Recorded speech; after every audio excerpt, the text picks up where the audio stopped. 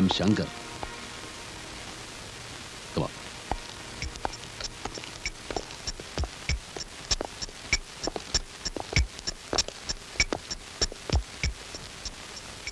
ഒച്ചയും ബഹളവും ഒന്നും വേണ്ട. ഞങ്ങളൊരു ചെറിയ റെയ്ഡിന് വന്നതാണ്. ക്ഷമിക്കണം, ഒരു ചെറിയ അസൗകര്യമുണ്ട്. കുറച്ച് നേരത്തേക്ക് ഇവിടെ കച്ചവടം ഉണ്ടായിരിക്കുന്നതല്ല. എല്ലാവരും ഒന്ന് പുറത്തേക്ക് ഇറങ്ങി നിൽക്കണം.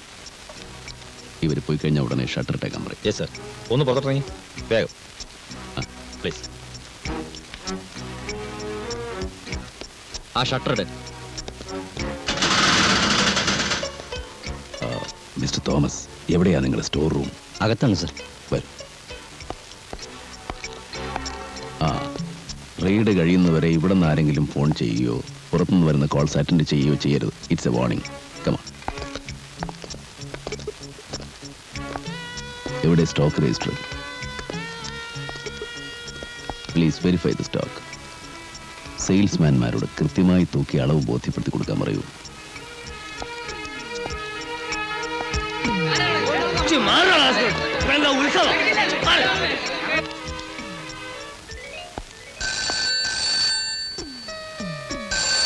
ആരാണെങ്കിലും റോങ് നമ്പർ ആണെന്ന് പറയൂ. Hello, wrong number.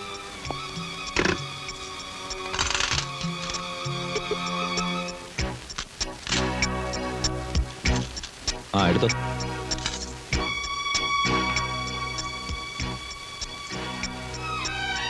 കണക്കിൽപ്പെടാത്ത സ്വർണ്ണമെല്ലാം ലിസ്റ്റ് എടുത്ത് സീൽ ചെയ്ത് എന്റെ കാറിൽ കൊണ്ടുവയ്ക്കണം. Shekhar, thank you very much for your cooperation. ഇയാളെ ഇങ്ങോട്ട് നേരെ എൻ്റെ ഓഫീസിലേക്ക് വരും. Yes sir. സാധനം എടുത്തോളൂ.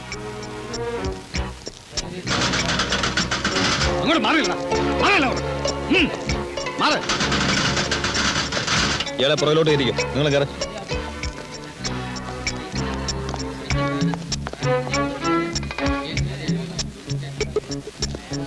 ആ ജീപ്പ് സ്റ്റേഷനിലേക്ക് പോട്ടെ. കയറിയോ കയറിയോ.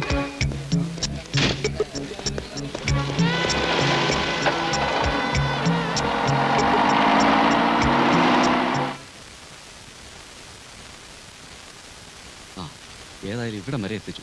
ഇനി ആ റവന്യൂ ഇൻസ്പെക്ടറുടെ സൈനോടെ കിട്ടിയാൽ മതിയായിരുന്നു. ഡീറ്റെയിൽസ് ഒക്കെ ഉണ്ടല്ലോ. അതുണ്ട്.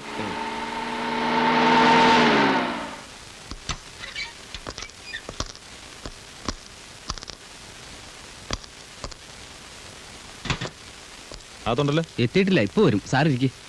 വാ.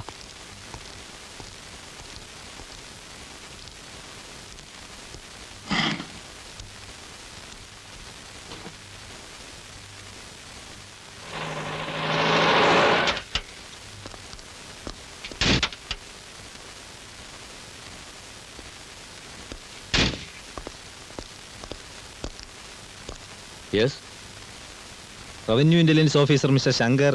ഞാനാണ്. എന്താ വേണ്ടത്? അല്ല, ഇവിടെ വേറെ ശങ്കർ? നോ, ആ പേരിൽ ഇവിടെ ഞാൻ മാത്രമേ ഉള്ളൂ. അപ്പോ സ്വർണ്ണക്കടയിൽ റെയ്ഡ് ചെയ്യാൻ വന്നത്? സ്വർണ്ണക്കടയോ? ആര് റെയ്ഡ് ചെയ്തു? What nonsense are you talking? വല്ല സ്വപ്നം കണ്ടതാണോ അതോ കെട്ടിച്ചമച്ചുണ്ടാക്കിയ കഥയോ? പോകുന്നതിന് മുമ്പ് താൻ എന്തുകൊണ്ട് എന്നോടൊരു വാക്ക് ചോദിച്ചില്ല? ഞാനിങ്ങോട്ട് വിളിച്ചിരുന്നു. അപ്പൊ സാറും ഉണ്ടായിരുന്നില്ല. പിന്നെ ഇങ്ങനൊരു ചതി ഉണ്ടാവുമെന്ന് ഞാൻ ഒരിക്കലും പ്രതീക്ഷിച്ചിരുന്നില്ല സാർ. പട്ടാപ്പകൽ ഒരു പറ്റം പോലീസുകാരെ പമ്പര വിഡ്ഢികളാക്കി ഒരു വിദ്വാൻ സ്വർണ്ണക്കട കൊള്ള ചെയ്തു എന്ന് പറഞ്ഞാൽ ആര് വിശ്വസിക്കുമെടോ? തിരുവനന്തപുരത്തിരിക്കുന്നവരോട് ഞാൻ എന്ത് സമാധാനം പറയും? താൻ അയാളെ ഇതിനു മുമ്പ് കണ്ടിട്ടുണ്ടോ? ഇല്ല. അയാളെ കുറിച്ച് എന്തെങ്കിലും ഇൻഫർമേഷൻ തന്റെ കയ്യിലുണ്ടോ? പിന്നെ ഏത് പൊത്തിച്ചെന്നാടോ അയാളെ കണ്ടുപിടിക്കുന്നത്? താൻ എന്ത് ചെയ്യുന്നു എനിക്കറിയണ്ട. സ്വന്തം ഇഷ്ടപ്രകാരം ചെയ്തതല്ലേ. അയാളെ കണ്ടുപിടിക്കേണ്ട പരിപൂർണ്ണ ഉത്തരവാദിത്വം തനിക്കാണ്. മനസ്സിലായോടോ idiot? Yes, speaking. Be on the line. You may go. Hello. Wait. Charge എടുത്തപ്പോ തന്നെ നഗരത്തെ കിടുകിടാ ഉറപ്പിച്ച സമർത്ഥനായ ഇൻസ്പെക്ടർക്ക് പറ്റിയ ആന മണ്ടത്തരം നാട്ടുകാരും പത്രക്കാരും അറിഞ്ഞോടും. നടന്ന നാണക്കേടേ ഈ 4 ജോലികൾ അറിഞ്ഞാൽ മതി. കൂടെ വന്ന എബിമാരോട് പറഞ്ഞേരെ, കാണുന്നവരോടൊന്നും വിളിച്ചു പറയണ്ടെന്ന്. ഇന്നലെ അങ്ങടെ ലൂസി പറഞ്ഞ തന്നെ പോലെയുള്ളവർക്ക് ആരംഭസൂര്യത്തെ ഉണ്ടാവുമെന്ന്.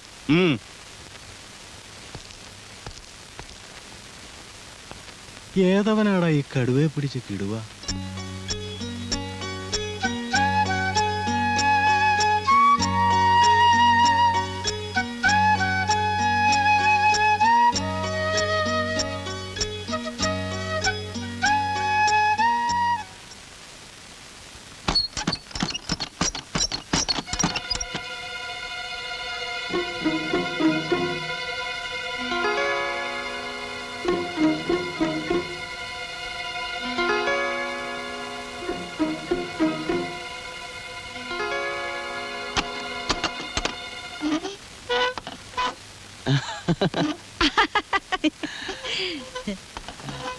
സാറിന്ന് ഓഫീസിൽ പോയില്ലേ? പോയി, പക്ഷെ ജോലി പെട്ടെന്ന് തീർന്നുകൊണ്ട് വേഗം പോകുന്നു.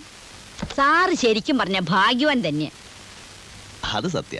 ഓരോരുത്തർ കാലത്ത് മുതൽ വൈകുന്നേരം വരെ ആഫീസിൽ കുത്തി പിടിച്ചിരുന്ന് ജോലി ചെയ്യുക.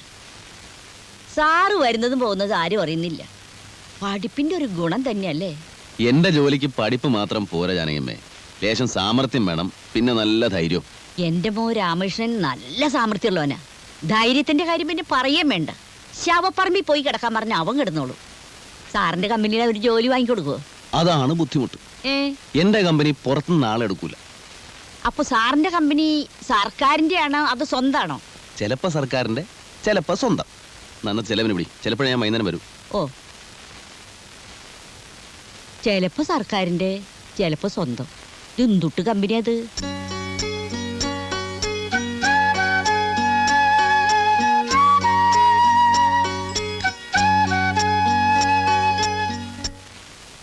എൻ്റെ കർത്താവേ.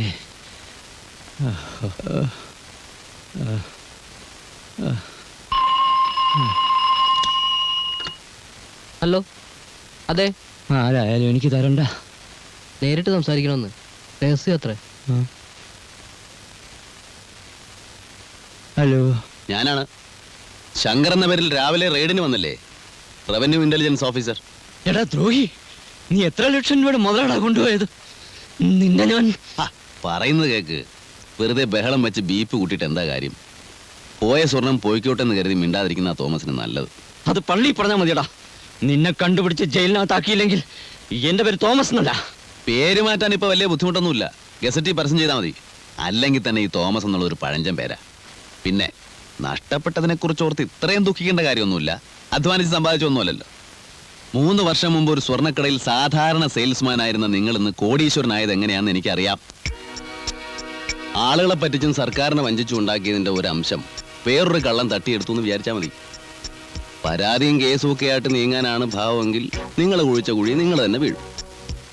കള്ളക്കടത്ത് സ്വർണം വാങ്ങി സൂക്ഷിച്ചതിന് കൈകളിൽ വിലങ്ങ്, ഇൻകം ടാക്സുകാരെ പറ്റിച്ചതിന് ശിക്ഷ വേറെ. ഫയലുകളും യഥാർത്ഥ കണക്കെഴുതിയ ബുക്കുകളും ഒക്കെ ഞാനിഞ്ഞ് കൊണ്ടുവന്നിട്ടുണ്ടല്ലോ. അത് ഉദ്യോഗസ്ഥന്മാർക്ക് അയച്ചു കൊടുക്കണോ അതോ? നിങ്ങൾ ആരാണ്? ഞാനോ? തന്നെപ്പോലെയുള്ള പെരിങ്കള്ളന്മാരെ പറ്റിക്കുന്ന ഒരു ചിന്നക്കള്ളൻ.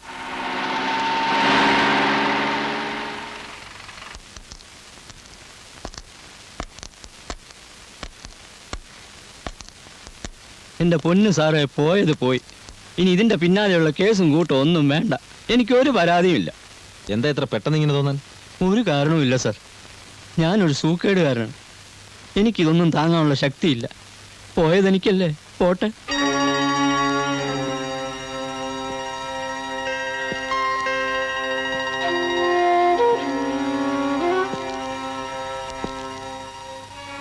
പണ്ടൊരിക്കൽ സുലൈമാൻ സാറുള്ള കാലത്താന്ന് തോന്നുന്നു, ഇതുപോലൊരു വിദ്വാൻ ഏതോ രാഷ്ട്രീയ പാർട്ടിയുടെ തെരഞ്ഞെടുപ്പ് ഫണ്ട് മൊത്തം അടിച്ചുകൊണ്ട് പോയതായി കേട്ടിട്ടുണ്ട്. എന്നിട്ട്?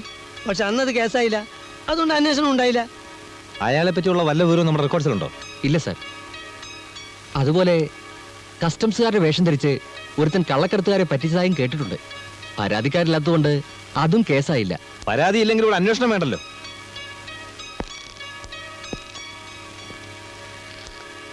പോലീസുകാരെ പരിഹസിക്കുന്ന കാണാൻ ഇവിടെ എല്ലാവർക്കും താല്പര്യം. എന്തു വന്നാലും നമുക്ക് അയാളെ പിടിച്ചേ പറ്റൂ.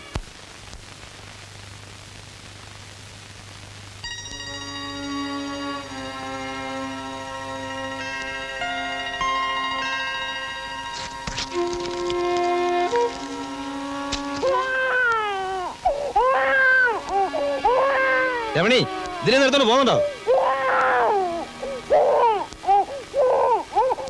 എന്തിനാ ഇങ്ങനെ ബഹളം വെക്കുന്നത്? പിന്നെ അല്ലാണ്ട് സ്വസ്ഥമായിട്ട് കാര്യം ആലോചിക്കാൻ സമ്മതിക്കില്ല എന്ന് പറഞ്ഞാൽ? Hello, good evening sir. ഞാനാണ് ശങ്കർ. അങ്ങനെ പറഞ്ഞാലേ മനസ്സിലാവും. ഒരു നന്ദി പറയാൻ വേണ്ടി വിളിച്ചാണ് സർ. പറയാതെ തന്നെ കാര്യങ്ങൾ ഇപ്പോൾ വ്യക്തമായി കാണുമെന്ന് വിചാരിക്കുന്നു. എനിക്ക് വേണ്ടി കുറേ ബുദ്ധിമുട്ടുകൾ സഹിക്കേണ്ടി വന്നു അല്ലേ? ക്ഷമിക്കുക. നഷ്ടപ്പെട്ടയാൾക്ക് കംപ്ലൈൻ്റ് ഒന്നുമില്ലല്ലോ. അതുകൊണ്ട് സാറിനൊരു പ്രശ്നം ഉണ്ടാവില്ല. ചെയ്തെന്ന സഹായങ്ങൾക്കെല്ലാം 100 നന്ദി. ദൈവം സഹായിച്ചാൽ നമുക്ക് വീണ്ടും കാണാം. വെക്കട്ടെ. Good night.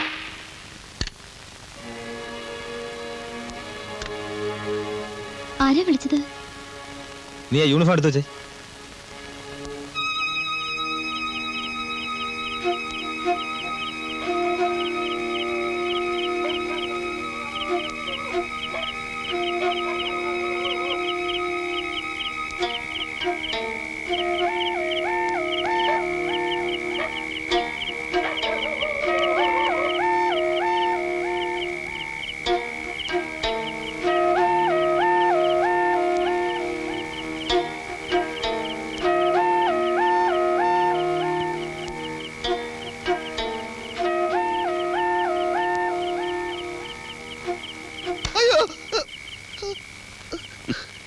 പേടിച്ചോ?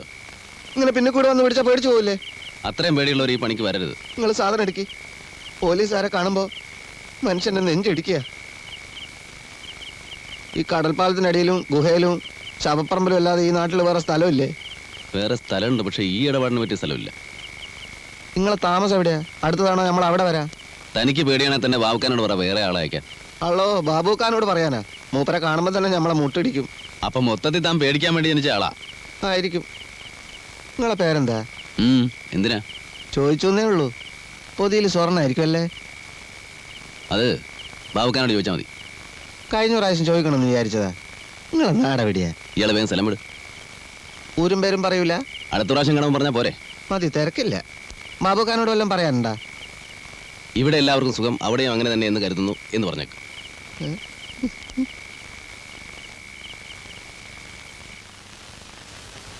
സാറെന്താ മറു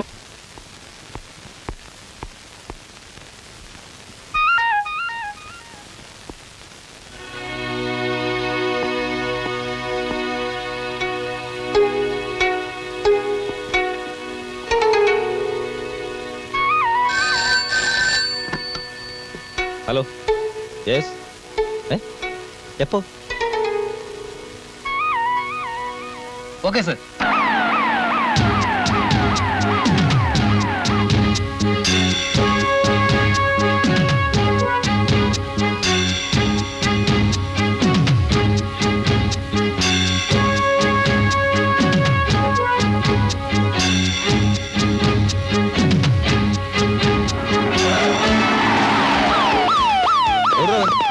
Come on.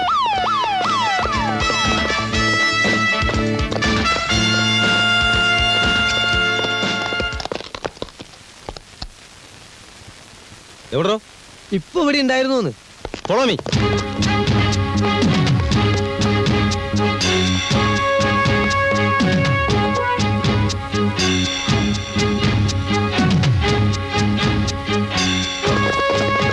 മിസ്റ്റർ ഭാസ്കർ ഇവിടെ നിൽക്കണം.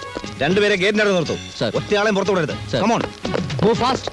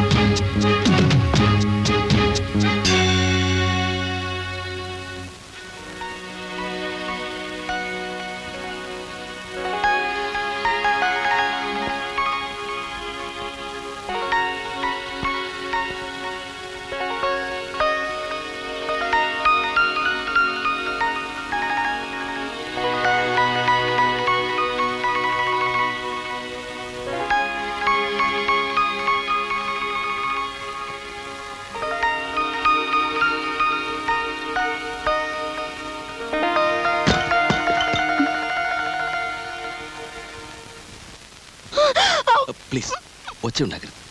ഞാൻ ഉപദ്രവിക്കാൻ വന്നതല്ല, ഒന്ന് കാണാൻ വേണ്ടി മാത്രം.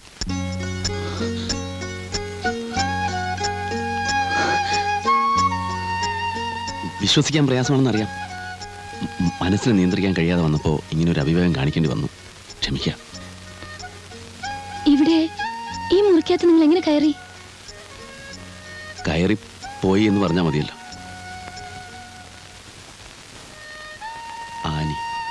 എനിക്ക് പേരെങ്ങനെ മനസ്സിലായി? പേര് മാത്രമല്ല, ആനിയെക്കുറിച്ച് എല്ലാം എനിക്കറിയാം. ആനി നൃത്തം ചെയ്യാറില്ലേ? ആനി അറിയാതെ ഞാൻ ഒരുപാട് പ്രാവശ്യം ആനിയെ നോക്കി നിന്നിട്ടുണ്ട്.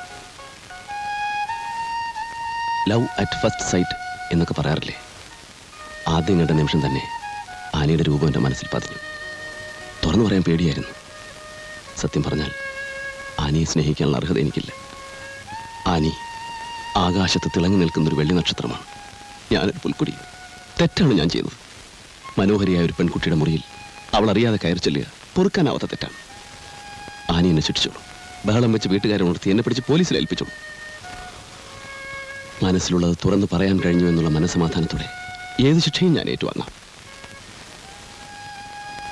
ഇന്ന് ആനിയുടെ ബർത്ത്ഡേ അല്ലേ? അതെ, എനിക്കറിയാം. മെയ് 21 ഞാൻ ഓർത്ത് വെച്ചിരിക്കുന്നൊരു ഡേറ്റാണ്. അതുകൊണ്ടുകൂടിയാണ് എത്ര ബുദ്ധിമുട്ടിയാലും ഇന്ന് ആനിയെ കണ്ടേ തീരുമെന്ന് എനിക്ക് തോന്നിയത്. ക്ഷമിക്കുക, ഇനി ഒരിക്കലും ഈ തെറ്റ് ഞാൻ ആവർത്തിക്കില്ല. Many many happy returns of the day. Good night. നിങ്ങളുടെ പേരെന്താ? Tony Lois.